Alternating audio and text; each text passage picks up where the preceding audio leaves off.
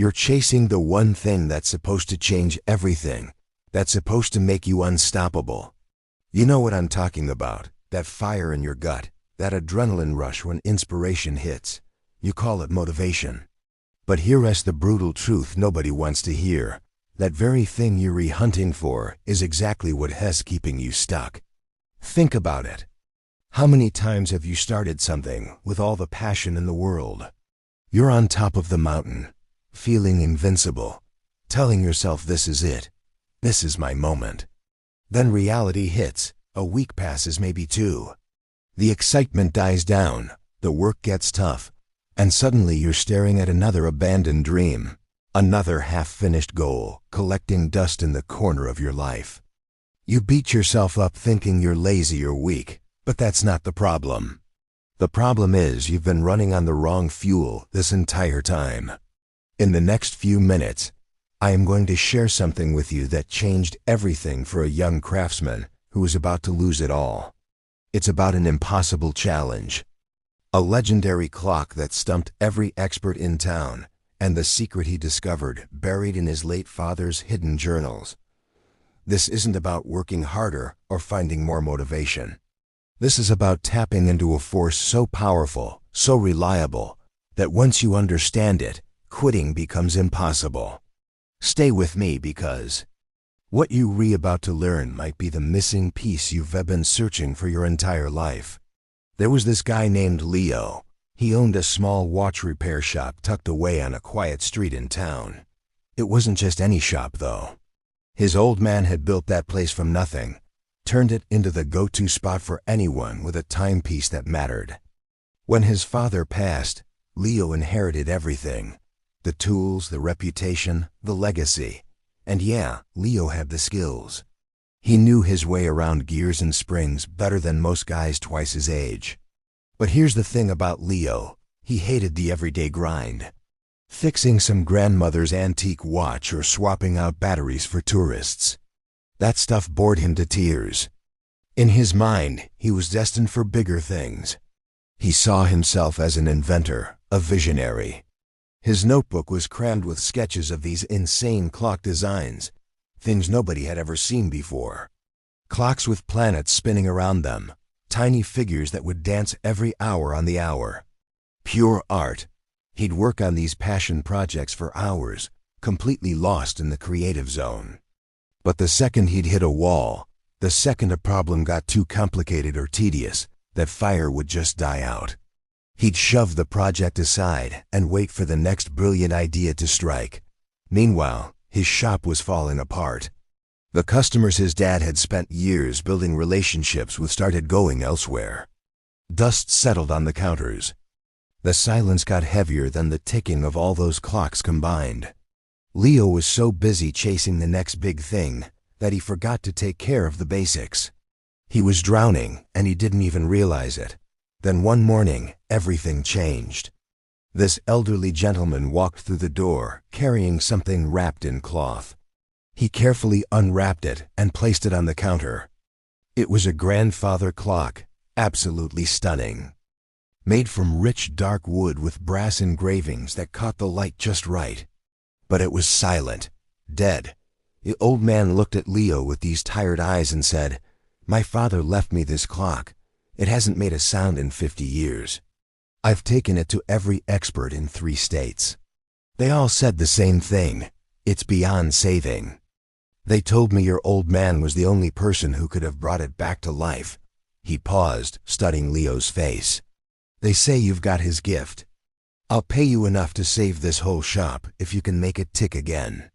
Leo felt that familiar surge, that electric jolt of excitement. This wasn't some boring repair job. This was a legendary challenge.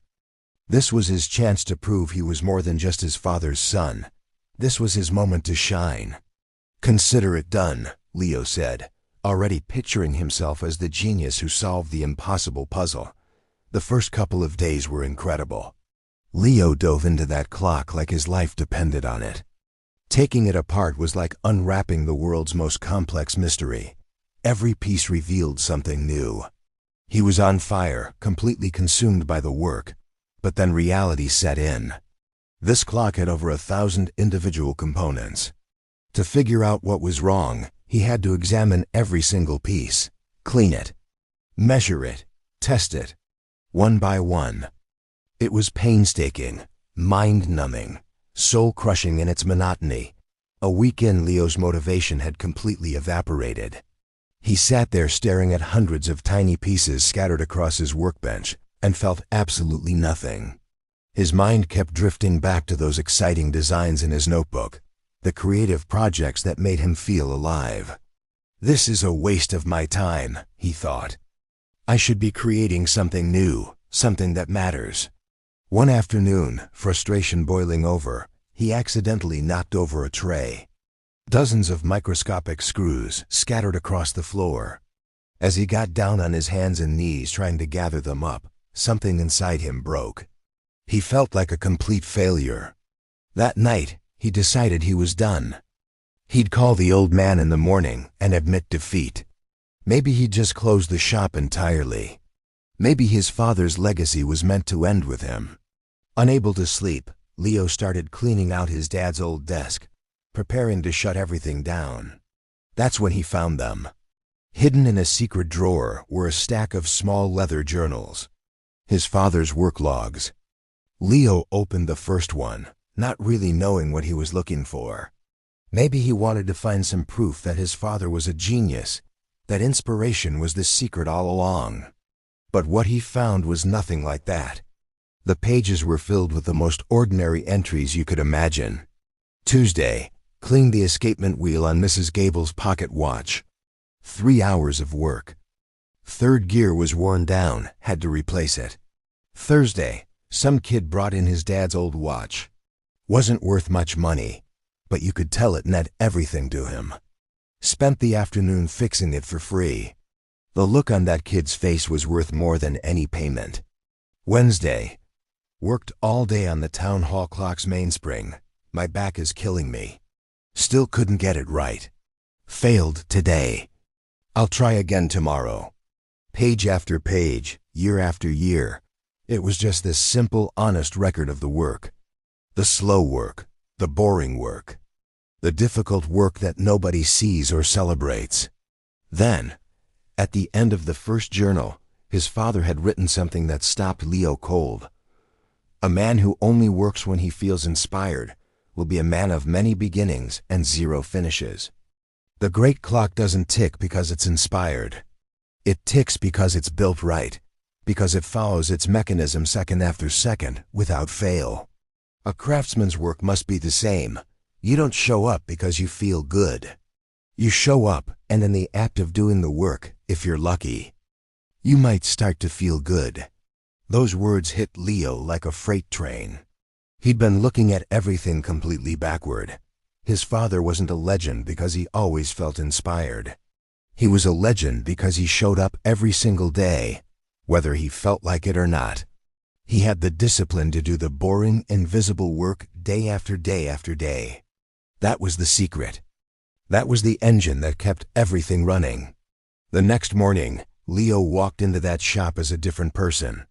He didn't wait for inspiration. He didn't check his notebook of exciting ideas. He walked straight to those thousands of scattered clock pieces and picked up one tiny gear.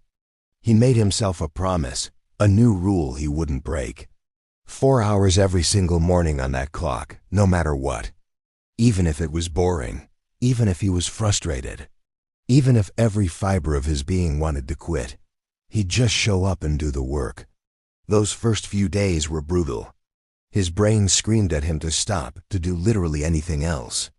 One morning, he spent all 4 hours trying to clean one stubborn piece, making almost no visible progress at all. The old Leo would have thrown it across the room and stormed out. But the new Leo calmly set his tools down when the 4 hours were up and said to himself, "I'll try again tomorrow." Then something unexpected started happening. Slowly at first, like the sun coming up. He began to find a different kind of satisfaction in the work. Not the explosive high of a brilliant idea, but something quieter, something deeper. A sense of pride in doing one thing well. He started noticing the beauty in the small details, the way two gears fit together perfectly. The shine of freshly polished brass, the precision of a properly aligned spring. He wasn't just fixing a clock anymore. He was learning his father's craft. He was building something inside himself that would last forever. After 3 solid weeks of this steady, disciplined work, he found it. Deep inside the clock's mechanism, on a gear so small you'd miss it if you blinked, there was a single bent tooth. It was such a minor flaw, so insignificant that you'd only spot it if you had the patience to examine every single component. With the steady hands of a surgeon and the focus of a monk, Leo carefully straightened that tooth. Then, piece by piece, hour by hour, he reassembled that 1,000-piece puzzle. Finally, the moment arrived. He hung the last pendulum, gave it a gentle push and stepped back. Silence. Then, like magic, it happened. The clock began to tick. That sound, that steady, perfect rhythm, was the most beautiful thing Leo had ever heard in his life. It wasn't just a clock ticking. It was proof. Proof that discipline works. Proof that showing up matters. Proof that the quiet, unsexy work is what builds greatness. The next day, the old man returned. Leo didn't say a word. He just pointed to the corner where the grandfather clock stood, its pendulum swinging in perfect time. The old man walked over slowly, almost afraid to believe it. He stood there, eyes closed, just listening to that steady tick-tock for a full minute. When he opened his eyes, tears were streaming down his face. "My father used to wind this clock every Sunday morning," he said, his voice barely above a whisper. "I haven't heard this sound since I was a boy. You didn't just fix a clock. You gave me back a piece of my life, a piece of my father." In that moment, Leo understood something profound. This wasn't about proving he was a genius. It wasn't about his ego or his reputation. The work was about service, about preserving something that mattered deeply to another human being. It was about the steady, honest work that keeps the world turning, the work that actually changes lives. Leo fixed that clock and saved his shop, but more importantly, he fixed himself. He learned the most valuable lesson any person can learn, in any field, in any life. So what's the lesson here? What can we take from Leo's story and apply to our own lives right now? It's actually pretty simple, but don't mistake simple for easy. First, understand this. Motivation is the spark that starts the engine, but discipline is what keeps you moving mile after mile. You need that initial spark to get the car started, absolutely. But if you don't build a reliable engine underneath, you're not going anywhere. You'll just be that person sitting in the driveway, revving the engine, making a lot of noise, but never actually going anywhere. Stop waiting for motivation. Start building discipline. Second, fall in love with the process, not just the outcome. The real prize isn't crossing the finish line. The real prize is becoming the kind of person who can cross finish lines. The deep satisfaction that comes from doing hard, boring, unglamorous work is more lasting and more powerful than the temporary high of a new idea or a viral moment. That's what builds character. That's what builds a life worth living.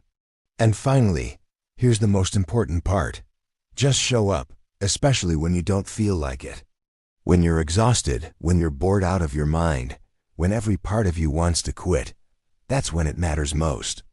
Don't worry about the entire journey. Don't stress about how far you have to go. Just focus on the next single step. Clean one gear. Write one page, make one call, send one email, do one rep. That's how great things get built. Not by lightning strikes of inspiration, but by the steady, quiet, unstoppable power of showing up day after day after day, even when nobody's watching, even when it doesn't feel good. I really hope this story hit you the way it hit me when I first heard it. If it did, do me a favor, smash that like button. Share this with someone who needs to hear it right now, someone who's stuck waiting for motivation that might never come. And if you haven't already, subscribe and hit that notification bell so you don't miss what's coming next. I'll see you in the next one.